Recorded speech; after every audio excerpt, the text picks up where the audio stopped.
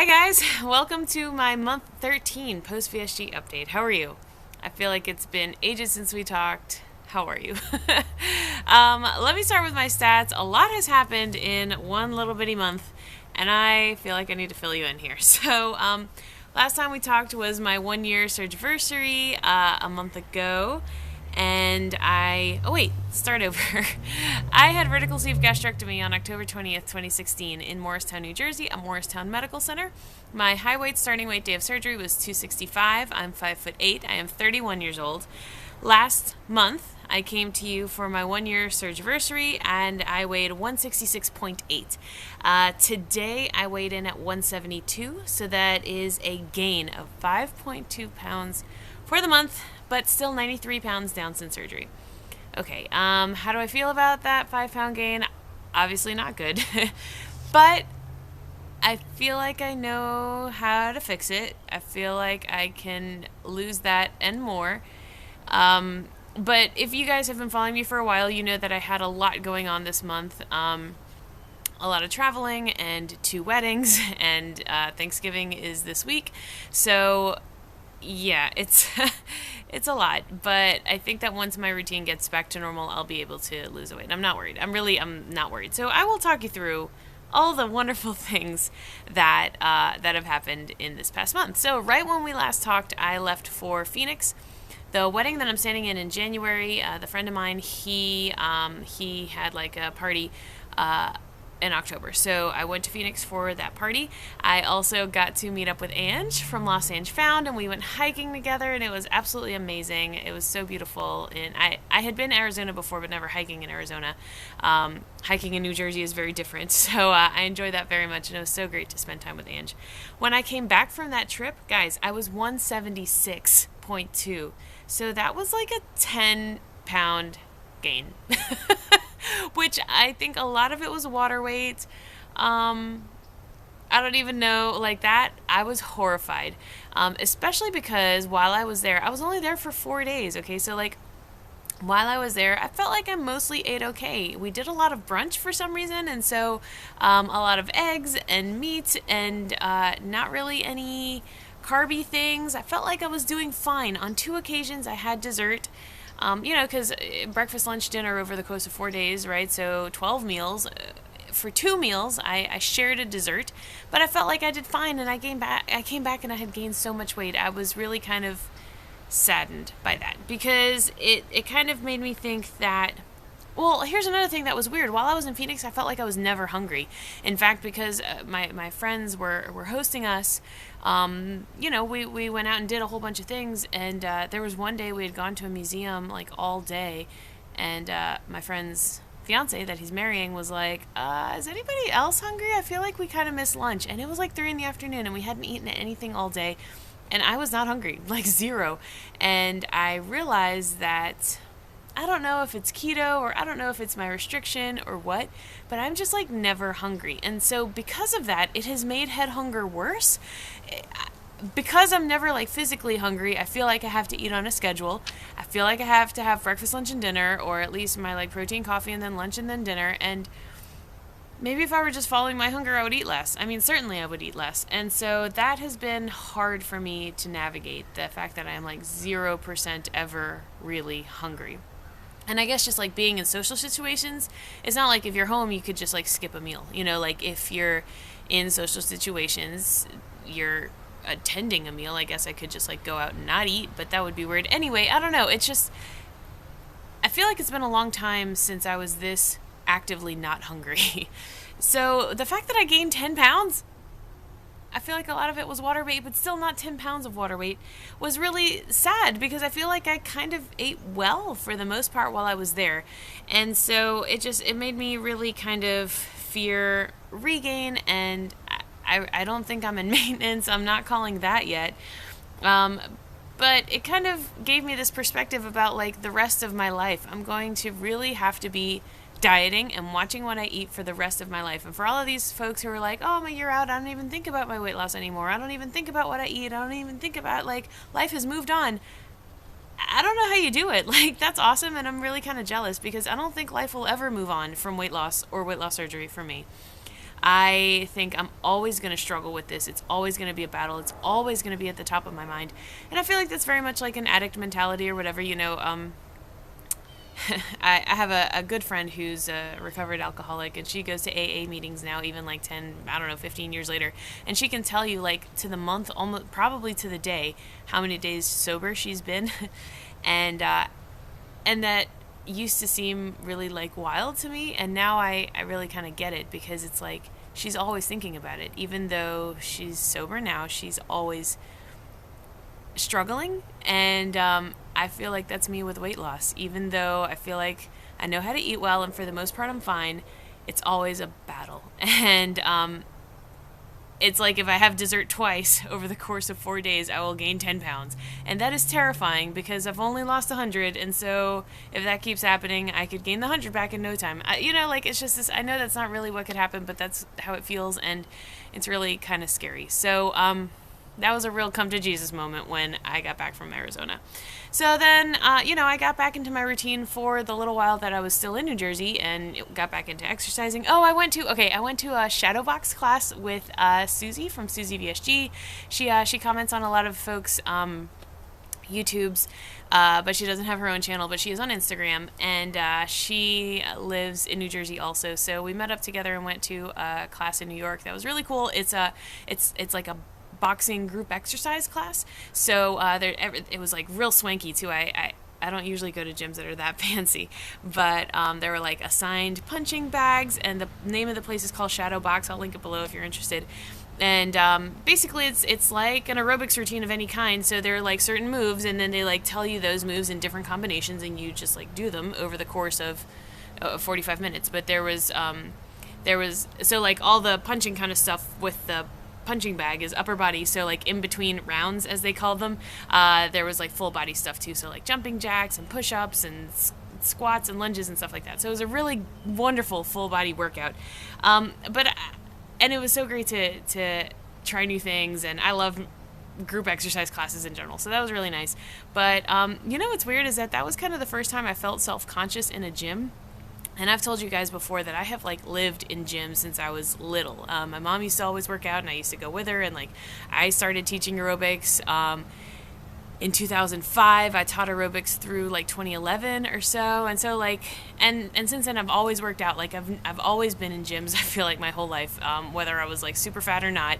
And I never really felt intimidated in a gym, except for, I don't know, I can think of a couple isolated instances, but it had been a long time. But we went to the shadow box class, and every single person in there, man or woman, was so tiny and so fit. And like, plus it's Manhattan and like real swanky, so they're wearing these like fancy, elaborate like bras and things, and like the kind of people who work out in like just a bra and leggings, and like they have this incredible six-pack, and like, I felt like I looked pretty good until I walked in there, and I was like, oh, I am easily the fattest person in the room. So that was weird, because it really made me realize I'm never going to be a skinny girl. I'm never going to be a waif of a woman. I'm never going to be thin or small-boned. I'm always going to be kind of big. I might look healthy, I might look fit, I might look athletic, but I'm big. My shoulders are wide, I'm tall, I'm busty. Like, I'm never going to look small. And I don't know. That was the second half of my come to Jesus moment. I just realizing that that's never going to be me, and I should quit thinking that someday it might be, because it's not. And I'm in size medium clothes and size 8 pants, and maybe someday I'll be a small, and maybe someday I'll be a size 6 or a size 4, who knows, but I will still never look small, I think. Like, visually, if you compare me next to a girl who's actually thin, I'll never, like, pass for one of them. You know what I mean? Anyway, I'm processing that. I'm okay with that. It's actually kind of comforting, because I've always been the big girl, so it's kind of comforting to know that I'm still always going to be the big girl. I'm just going to be, like, healthier. I don't know. Anyway, so yeah, that happened. Then I met up with Sarah from Losing It For Me 42 and Rosara from Rosara on the Bench. We met up in New York, and that was really nice. We spent an afternoon together. We had lunch together. That was really great. And it's always so good to meet people from the community, because we watch each other's videos and we know each other's stories, and it feels, I mean, you feel like you have these established friendships, even if you're only meeting in person for the first time. So that was really wonderful. And then I came to New Orleans. I'm in town for like 2.5, almost 3 weeks. So I came to New Orleans. Okay. So the day I arrived in New Orleans, I weighed 170.5. So at that point, I had lost almost 6 pounds off of that 10 that I had gained after Phoenix. So 170.5 when I got here in New Orleans about 2 weeks ago. I got my hair dyed. I don't know if you can tell. In some lighting, you really can't tell, and in some lighting, it's like super bright. But this is like a dark blue ombre that's happening, tips of my hair, and it's like blended into my natural brown. So I'm really pleased with it. I used to have dark blue when I was in high school and most of college. So this really makes me feel like me, and I love it. I think it came out great. So happy about that. And then I went to a dear friend's wedding. Not this past weekend, but the weekend before, and that was really sweet because she's a childhood friend, and I've known her family and her parents for so long, and it was just really like emotional. I mean, she's like a sister to me, even though we haven't really done a great job of keeping in touch through the years. It was still, I know everyone in her family. Her grandparents were so happy to see me. It was really nice, and I felt so pretty, you guys.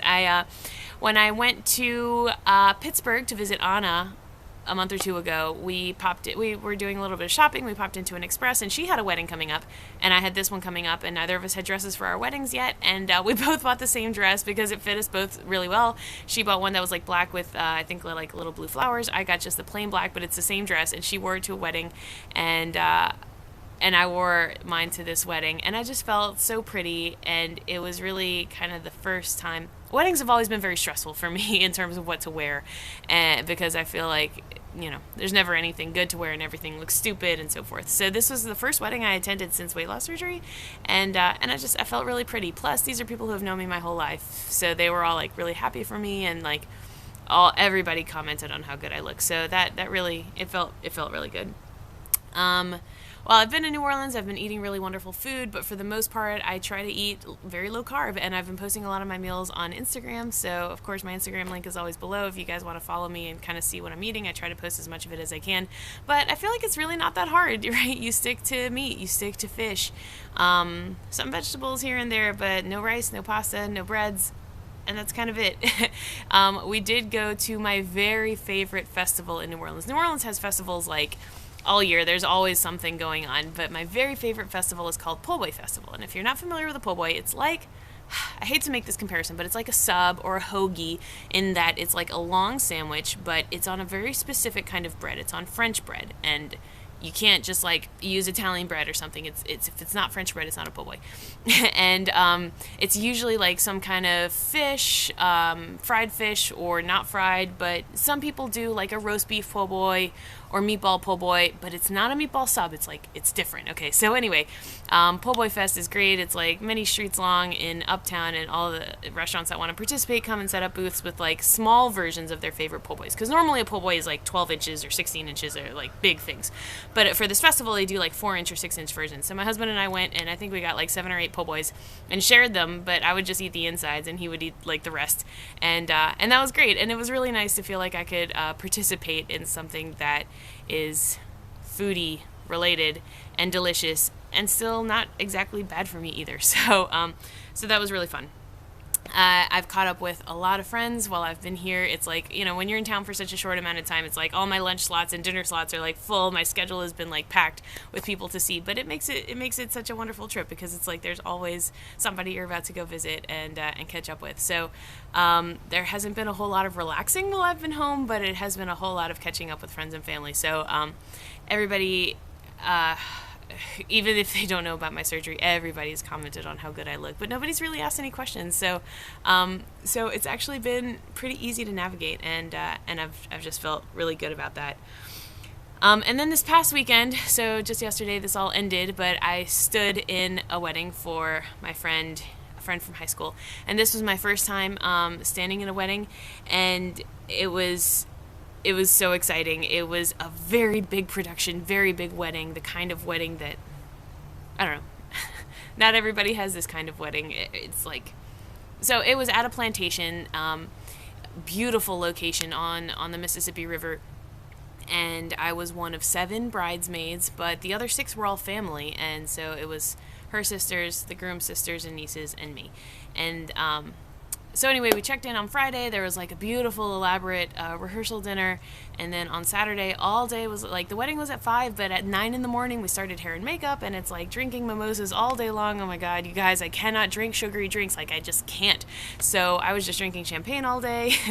It was a lot of drinking all weekend, and I'm a social drinker. I'll drink like if I'm going out or whatever, but I don't like really just drink a lot on my own. So I'm kind of a lightweight, especially post-weight loss surgery, especially because I can't really eat a lot. So I was the one who's like, can we get some coffee brought in? And they're like all drinking champagne. And I'm like, I really just want coffee. And I had my like protein shake, and they were kind of laughing at me, but whatever. So we started hair and makeup at like 9 in the morning, and then pictures of while you're getting ready, and then pictures with the robes, and then pictures with the socks, and like a lot of pictures.